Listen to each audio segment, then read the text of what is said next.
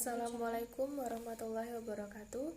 Yang terhormat Bapak Z. Haryanto, SHMH, selaku dosen pembimbing mata kuliah pengantar ilmu hukum dan teman-teman mahasiswa yang berbahagia.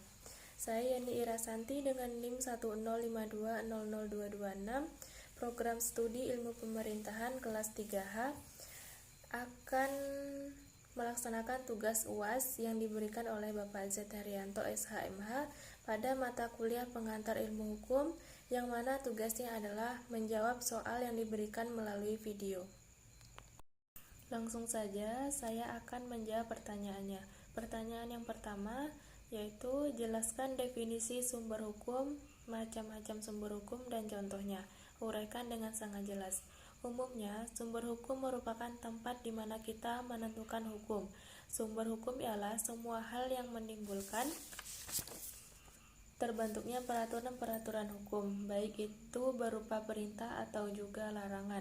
Sumber hukum mempunyai kekuatan yang memaksa yang sudah disepakati bersama oleh suatu komunitas atau masyarakat. Artinya, sumber hukum bisa mengatur serta memberikan sanksi untuk yang melakukan pelanggaran hukum. Macam-macam sumber hukum dan contohnya. Secara umum, ada dua macam sumber hukum, yakni sumber hukum material dan sumber hukum formal. Sumber hukum material merupakan semua norma, kaidah, atau aturan yang menjadi pedoman manusia dalam bertindak. Lebih jelasnya, sumber hukum material ditentukan berdasarkan perasaan ataupun keyakinan dari seseorang individu ataupun kelompok masyarakat. Hukum material bersumber dari pendapat dari masyarakat sesuai dengan nilai dan norma yang berlaku. Hal ini kemudian memberikan pengaruh pada proses pembentukan hukum yang disahkan dan ditetapkan dalam sebuah lingkungan masyarakat. Contoh dari hukum material yaitu hukum pidana, hukum perdata, hukum dagang, dan sebagainya. Yang kedua yaitu sumber hukum formal. Sumber hukum formal adalah juga dapat disebut dengan suatu penerapan dari hukum material, sehingga hukum formal dapat berjalan dan dipatuhi oleh semua objek hukum. Macam-macam sumber hukum formal adalah sebagai berikut. Undang-undang. Undang-undang merupakan segala sesuatu aturan yang mempunyai kekuatan hukum yang mengikat, yang dijaga oleh pemerintah negara itu. Contohnya ialah seperti undang-undang, peraturan pemerintah, perpu, dan lain sebagainya. Macam-macam sumber hukum formal yang kedua yaitu kebiasaan. Kebiasaan merupakan segala macam tingkah laku yang sama serta juga dilaksanakan dengan secara terus-menerus sehingga menjadi hal umum untuk dilakukan. Contohnya ialah adat istiadat di daerah yang dilakukan dengan cara turun-menurun, yang sudah menjadi hukum pada daerah tersebut. Macam-macam sumber hukum formal yang ketiga yaitu jurisprudensi.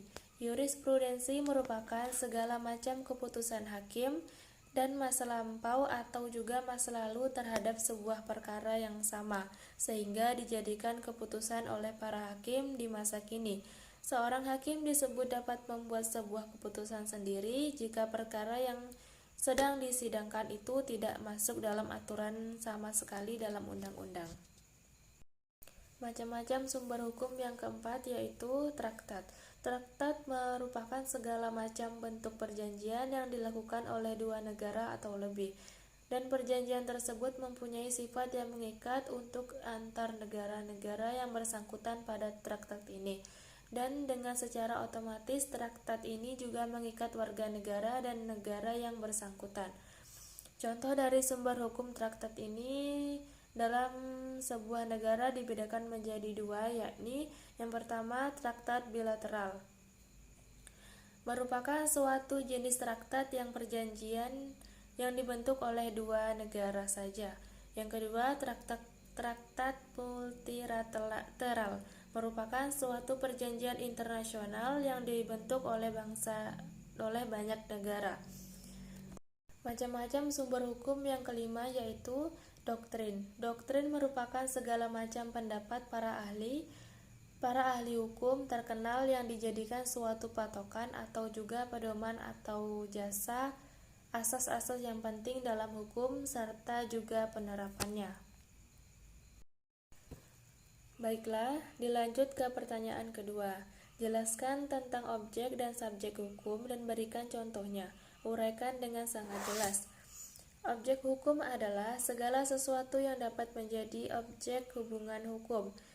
Arti lain, objek hukum yaitu segala sesuatu yang berguna dan dapat dimanfaatkan oleh subjek hukum atau manusia atau badan hukum. Biasanya, objek hukum inilah nantinya menjadi sumber masalah hukum yang terjadi antar subjek hukum. Secara umum, yang dimaksud objek hukum adalah barang atau benda. Menurut pasal 499 KUHP Perdata,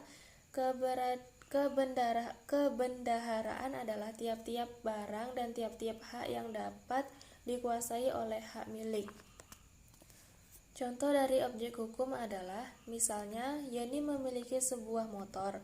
Ia melakukan perjanjian jual beli mobil dengan Silpi. Dalam hal ini, mobil menjadi objek hukum dari perjanjian jual beli tersebut. Yang selanjutnya, subjek hukum adalah segala sesuatu yang kepadanya dapat menanggung hak dan kewajiban. Karena kemampuannya hak dan kewajiban ini, maka hanya yang termasuk subjek hukum saja dapat melakukan perbuatan hukum, walaupun tidak semua subjek hukum dapat melakukan perbuatan hukum. Contohnya, orang gila.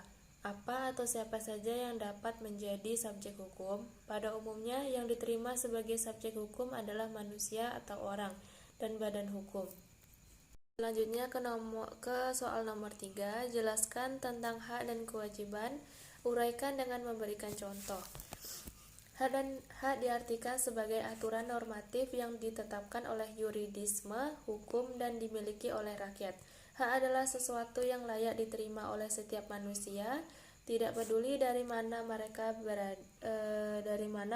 berasal atau dilahirkan, atau di mana mereka tinggal. Hak umumnya ditulis dalam undang-undang. Berdasarkan hal ini, orang dapat dengan mudah menggugat atau mempertahankan haknya di peradilan. Penting untuk diingat bahwa hak didasarkan pada seperangkat perilaku dan tanggung jawab yang disepakati, yang diharapkan menghasilkan rasa saling menghormati dan kerjasama. Hak bukan hanya untuk yang memungkinkan individu atau badan pemerintahan untuk melakukan atau mengatakan apapun yang mereka inginkan. Contoh hak di lingkungan masyarakat. Yang pertama, berhak hidup nyaman serta aman dari segala bentuk gangguan, misalnya dengan diadakannya ronda. Yang kedua, berhak menggunakan berbagai fasilitas umum yang disediakan. Yang ketiga, berhak mendapatkan kesempatan untuk mengemukakan pendapat. Yang keempat, berhak untuk mendapatkan akses pelayanan yang baik. Selanjutnya, apa itu kewajiban dan contohnya? Kewajiban adalah istilah yang digunakan untuk menyampaikan komitmen moral kepada seorang atau sesuatu. Kewajiban didefinisikan sebagai hal-hal yang harus diselesaikan atau diikuti oleh seseorang individu. Hal ini sangat penting seorang individu untuk melakukan tugasnya, untuk melindungi hak mereka untuk kepentingan masyarakat. Perbedaan hak dan kewajiban adalah bahwa hak diberikan kepada orang-orang untuk melindungi kebebasan dasar mereka, sedangkan kewajiban diberikan kepada mereka untuk menegakkan hak-hak tersebut. Contoh dari kewajiban di lingkungan masyarakat adalah, yang pertama, wajib menjaga keamanan serta ketertiban umum.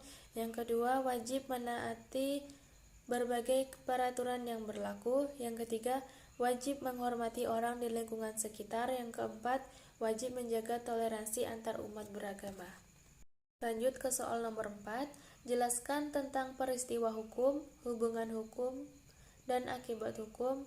Uraikan dengan memberikan contohnya. Yang dimaksud peristiwa hukum yaitu menurut Sucipto Raharjo dalam bukunya Ilmu Hukum halaman 35, peristiwa hukum adalah sesuatu yang bisa menggerakkan peraturan hukum sehingga ia secara efektif menunjukkan potensinya untuk mengatur. Hal yang sama juga disampaikan oleh R. Suroso dalam bukunya Pengantar Ilmu Hukum halaman 251. Menurutnya, peristiwa hukum adalah sesuatu kejadian hukum, sesuatu kejadian biasa dalam kegiatan sehari-hari yang akibatnya diatur oleh hukum. Perbuatan dan tingkah laku subjek hukum yang membawa akibat hukum, karena yang membawa akibat hukum karena hukum mempunyai kekuatan mengikat bagi subjek hukum, atau karena subjek hukum itu terikat oleh kekuatan hukum. Selanjutnya, peristiwa di dalam masyarakat yang akibatnya diatur oleh hukum. Tidak semua peristiwa diatur oleh hukum, jadi tidak semua peristiwa adalah peristiwa hukum. Selanjutnya, contoh dari peristiwa hukum yaitu misalnya, peristiwa kematian seseorang. Pada peristiwa kematian seseorang secara wajar dalam hukum perdana akan menimbulkan berbagai akibat yang diatur oleh hukum, misalnya penentuan pewaris dan ahli waris. Baiklah, selanjutnya yaitu hubungan hukum. Menurut Suroso halaman 269, hubungan hukum ialah hubungan antara dua atau lebih subjek hukum. Dalam hubungan hukum ini, hak dan kewajiban pihak yang satu berhadapan dengan hak dan kewajiban pihak yang lain. Berikut contoh dari hubungan hukum. Adanya orang-orang yang hak atau kewajibannya saling berhadapan. Contohnya, Yeni menjual rumahnya kepada Cindy. Yeni wajib menyerahkan rumahnya kepada Cindy, dan Yeni berhak meminta pembayaran kepada Cindy. Cindy berhak meminta rumah setelah pembayaran selesai. Selanjutnya yaitu akibat hukum. Akibat hukum adalah suatu tindakan yang dilakukan untuk memperoleh suatu akibat yang dikehendaki oleh pelaku dan yang diatur oleh hukum. Tindakan yang dilakukan guna memperoleh suatu akibat yang dikehendaki hukum.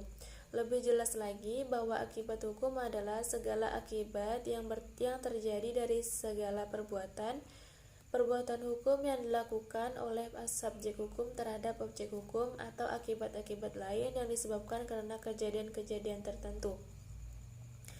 Kejadian-kejadian tertentu oleh hukum yang bersangkutan telah ditentukan atau dianggap sebagai akibat hukum.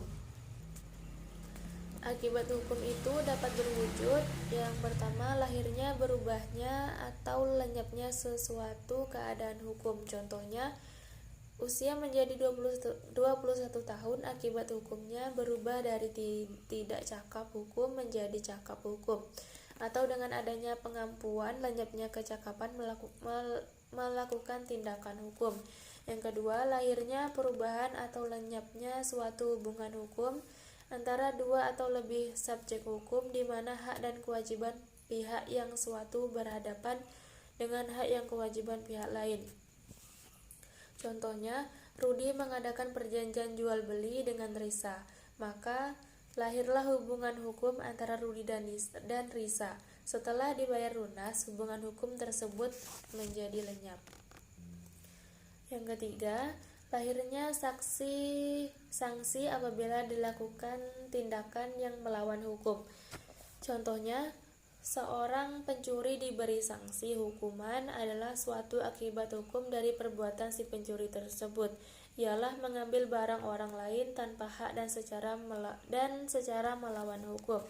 Yang keempat, akibat hukum yang timbul karena adanya kejadian-kejadian yang darurat oleh hukum yang bersangkutan telah diakui atau dianggap sebagai akibat hukum, meskipun dalam keadaan yang wajar tindakan-tindakan tersebut mungkin terlarang menurut hukum. Contohnya, dalam keadaan kebakaran di mana seorang sudah terkepung api, orang tersebut merusak dan menjebol tembok, jendela, pintu, dan lain-lain untuk jalan keluar menyelamatkan diri. Demikian jawaban dari saya. Tugas yang diberikan oleh Bapak Setarianto SHMH. Kurang dan lebihnya saya mohon maaf. Terima kasih. Wassalamualaikum warahmatullahi wabarakatuh.